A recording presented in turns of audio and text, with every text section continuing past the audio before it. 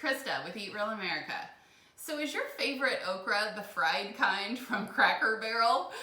Because we hear people say that all the time, that they say, I only like it if it's fried. Or some people say, I don't like okra at all because it's too slimy. So if that sounds like you, or you're just wondering what in the world do you do with okra, I want to show you one of our favorite things to do with it. And it's to roast it in the oven. Because when you roast it in the oven, it is not slimy, it gets tender and crispy, and it's really delicious. So, okra is actually a late summer thing that you'll see at the farmer's market. And it's a heat-loving vegetable. And so a lot of people in the South and Midwest are very familiar with it, but if you're in the northern states, you may be completely unfamiliar with it. And it does have a nutrient in it that contributes to that slimy texture. But it's actually a nutrient that's good for you. It helps aid in digestion, but that's what also helps contribute to it acting as a thickener in like jambalayas and gumbos. And so, but when you roast it in the oven, like I said, it reduces all of that. So you will find okra in like a purplish red color and also a green color. So the purple and the red, they actually turn green when you cook them. You cook them, they taste exactly the same. You don't do anything different. They just come in different colors. So what we're gonna do for the roasted okra is we've actually got the oven preheating to 450 degrees. And for this recipe, we like to cook it at a higher temperature like that so it gets nice and brown and crispy. But by all means, if you're cooking other things in the oven, keep it at 400 or 425, whatever works. So all we're gonna do is we're gonna trim the end off. And then for this recipe, we're gonna cut it lengthwise like that. And this is about a pound of okra. And one of the things that you can do to kind of help reduce the sliminess is after you rinse your okra off, pat it dry before you start to cook with it. And if it also really bothers you, as you're cutting the okra, your knife is gonna get a little slimy. If you're slicing it or even cutting it lengthwise like that, just rinse your knife off halfway through if that bothers you. So with this bowl of okra, we are going to add some olive oil and some salt and pepper. You know, our typical magic ingredients for roasting vegetables. And then just like any other roasted vegetables, once you get this all, whoops, we lost one. Once you get this all combined on a greased baking sheet, you're gonna wanna spread it out in a single layer. And, you know, our normal routine of don't overcrowd the pan because we want it to caramelize and brown.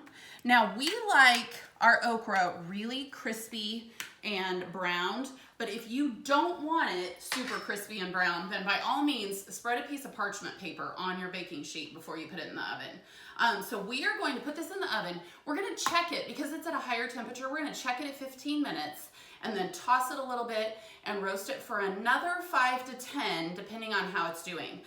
So you do kind of wanna watch it. Now, while this is in the oven, we're going to make the orange balsamic that is gonna go on top. This is one of our son's favorite ways to eat okra. When he was like 13 years old, he started eating this okra and I thought, you gotta be kidding me. 13-year-old eating okra and liking it and requesting it? So this sauce is super easy, but we're gonna boil and simmer this while this is in the oven. So all we're gonna do in a saucepan is we're gonna add some balsamic vinegar and we're gonna add a little bit of honey and then just one garlic clove. You could definitely also use granulated garlic or garlic powder, about 1/4 teaspoon. So drop that in. Then we're gonna add the zest of 1 orange. So this is just a little clementine orange, and this is a microplane zester. This is what we love to zest fruits and garlic, and you can even zest nuts with this. But this is actually just gonna kind of grade the peel of it. And we're just gonna kind of work around and do, you want about a teaspoon total, and we're gonna drop that in. And then this is about 1/4 cup of orange juice. This is actually 4 clementine oranges that we've juiced and put in here. So we're gonna pop this in the oven, pop this on the stove, and we'll be right back. Okay, so we just got the okra out of the oven. So it actually roasted for 15 minutes, and then we tossed it and we roasted it another 10. So 25 minutes total. So it's nice and browned and crispy. And so we are going to plate it up. And then we ended up cooking this orange balsamic glaze in the saucepan. And we're gonna take a spoonful of this and drizzle it on top. And it is so good, and it smells so good.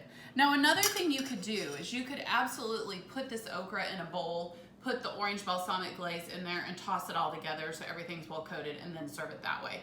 But we hope that you would want to check out this video. It's on eatrealamerica.com. But plus other ideas like skillet jambalaya, we have a blackened okra, we even have a health-fried okra that tastes like it's fried, but it's actually baked in the oven. So I would love for you to check it out. Pick some okra up at the farmer's market, and then let us know what you think, and we'll see you soon.